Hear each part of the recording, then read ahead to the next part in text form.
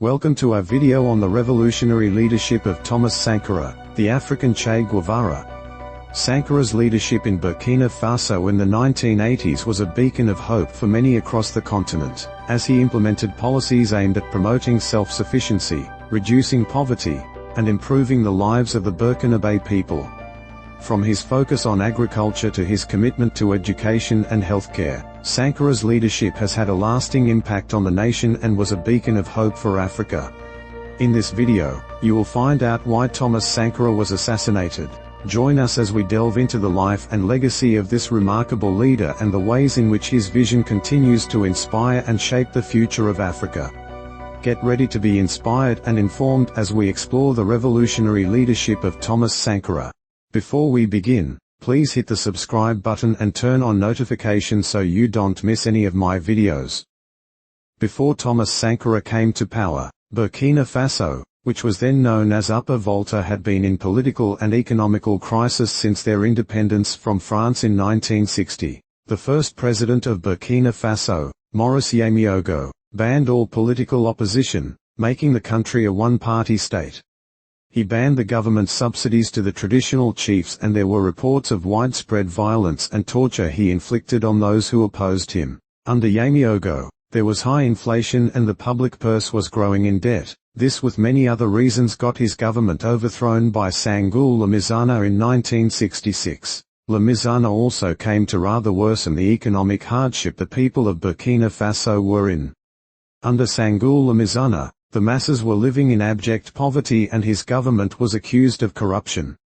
In 1980, Lamizana got a taste of his own medicine when he was overthrown by Say Zerbo. Say Zerbo ruled for 3 years before being overthrown by another military coup led by Jean-Baptiste Ouedogo in 1983.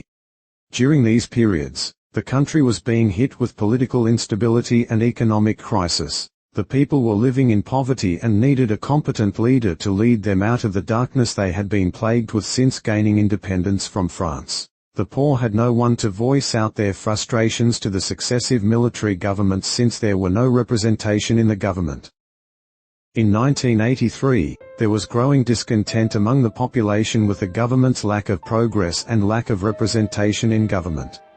Sankara, along with other progressive military leaders, saw an opportunity to seize power and bring about the change they believed was needed in the country. On August 4, 1983, Sankara and other military leaders led a popular uprising and a military coup to overthrow President Ouedogo and his government. The coup was successful and Sankara was appointed as the president of Burkina Faso. Thomas Sankara's military coup was welcomed with a mixture of admiration and high hopes for change, as he promised a positive change in the oppressive political system they were in and also assured the people that he would eliminate poverty and make Burkina Faso a self-sufficient nation. Thomas Sankara was given the appellation Che Guevara because of his revolutionary ideas and policies he instituted during his regime. His primary goals were to cut down over-reliance on Western aid, especially their colonial master, France, and also to eliminate poverty that had struck the Burkinabe people for long. Also empowering women, and making sure education and health in Burkina Faso was no longer a dream out of reach. In his bid to free his people from poverty, Thomas Sankara made it a primary objective to cut down over-reliance on foreign aid. Thomas Sankara had been in the shadow for so long that he noticed that his predecessors were head-on with relying on the West for survival. Thomas Sankara, during the 39th General Assembly of the United Nations, was quoted saying, "We must succeed in producing more, because it is natural that he who feeds you also imposes his will. We are free. He who does not feed you can demand nothing of you. Here, however, we are being fed every day, every year, and we say, down with imperialism. Our stomachs will make themselves heard and may well take the road to the right, the road of reaction, and of peaceful coexistence with all those who oppress us by means of the grain they dump here." In his vision to reduce poverty, Thomas Sankara implemented agroecology, running intense campaign to encourage the Burkinabe people to adopt agroecology practices and use traditional farming methods. Sankara's government distributed seeds and tools to rural communities and built dams and irrigation systems to improve crop yield. It was his vision to see his people eat, at least, 2 meals a day and stop the nation's incessant importations of common foodstuffs. Before the regime of Thomas Sankara, the healthcare system in Burkina Faso was in a poor state and there were limited resources. Access to the healthcare system was difficult, especially for those in the rural areas. Thomas Sankara made this a priority and led him to make policies in improving the healthcare system. Thomas Sankara immediately launched a nationwide vaccination campaign to protect the people from infections such as measles and polio. Sankara went on to build numerous health clinics in the rural areas and staffed each clinic with competent doctors, nurses and midwives. Sankara's government also established mobile health clinics, which traveled to remote areas to provide healthcare services to people who would otherwise have had no access to medical care. The literacy rate in Burkina Faso before Thomas Sankara came to power in 1983 was relatively low, particularly in rural areas and among women and girls. According to the World Bank, the literacy rate for the population aged 15 and above was around 21% in 1980, and was even lower for women, at around 14%. These low literacy rates were as a result of a number of factors, including poverty, lack of access to education, and cultural and social barriers that prevented women and girls from attending school. Sankara established a national literacy program which aimed to improve the literacy rates among adults and children.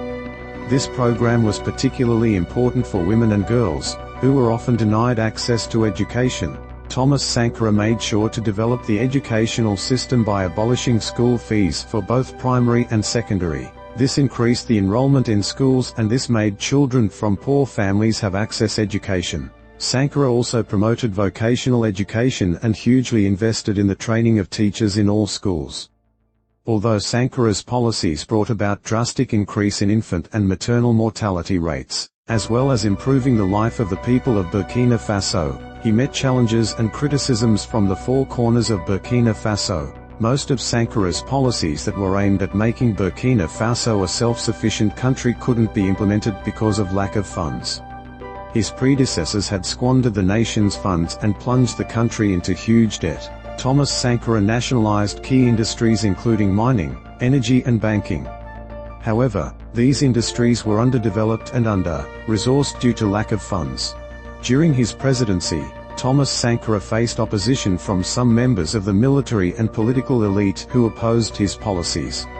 These included individuals and groups who had vested interests in the status quo, and who saw Sankara's policies as a threat to their power and influence. Some of the most prominent political and military figures who opposed Sankara's policies were Jean-Baptiste Ouedogo, who was the prime minister under Sankara, but disagreed with many of his policies and eventually became one of his most vocal critics. Blaise Compaoré also disagreed with most of Sankara's policies.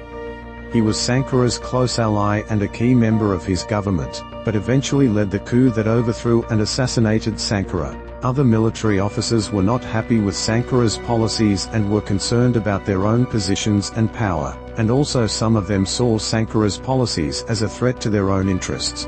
Although Thomas Sankara was hailed as a revolutionary hero and the shining star of Africa, some of his people were not happy with most of his harsh and autocratic policies. One promise he gave to the Burkinabe people when he took power was giving voice to the voiceless and ending the autocratic administration of his predecessors. But that was never the case. Although Thomas Sankara aimed at empowering the people, he was reported to have repressed political oppositions through diverse means. International human rights organizations like Amnesty International and Human Rights Watch made a documentary on the allegations of Thomas Sankara detaining individuals who opposed his policies without evidence or trial. Thomas Sankara was accused of using torture and violence to silence his political opponents.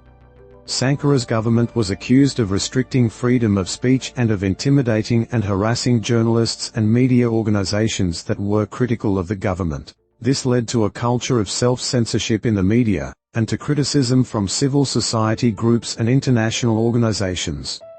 This drew the attention of the United Nations and the political world to Burkina Faso. It is also important to note that some political experts in Africa consider this news of political repression and human rights abuse to be false and exaggerated. It is worth noting that Thomas Sankara had managed to reduce the influence of their former colonial master, France and the rest of the West on Burkina Faso, and according to some, that may be the reason why they were spreading this false reportage about Sankara's government, for it to have a bad image in the eyes of his loyal supporters.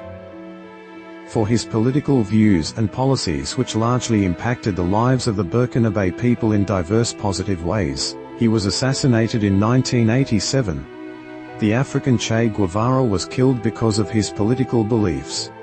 Who killed the African Che Guevara? No one knows till now. The circumstance to his death is still a mystery. But it is widely believed that his close friend, called Blaise Compaoré, who had supported him during his coup in 1983, was behind his assassination. It is widely believed that he was shot and killed by soldiers loyal to his close friend and second-in-command, Blaise Compaoré. After taking power, Compaoré quickly moved to solidify his control over the country and reverse many of Sankara's policies. Sankara's death was a turning point in Burkina Faso's history, and he remains a symbol of resistance and hope for many in the country and around the world. The exact details of how he was killed and who was responsible remain shrouded in mystery. On the 11th of April, 2022, Blaise Compaoré, who was the second-in-command for Thomas Sankara, was found guilty for the murder of Thomas Sankara. Also, former chief warrant officer in Compaoré's presidential guard, Hyacinthe Kafando, who is on the run, was also given a life sentence, but the two men were tried in absentia. Compaoré has been in exile in Côte d'Ivoire for long years now. Even after his passing, Thomas Sankara continues to be a significant personality in Burkina Faso and has a long-lasting influence on the nation. He is recognized for his progressive reforms and initiatives that attempted to advance individual independence and better the lives of common people. Sankara left behind policies that still influence the growth of the nation today, including those in the areas of women's rights, agriculture, health, and education.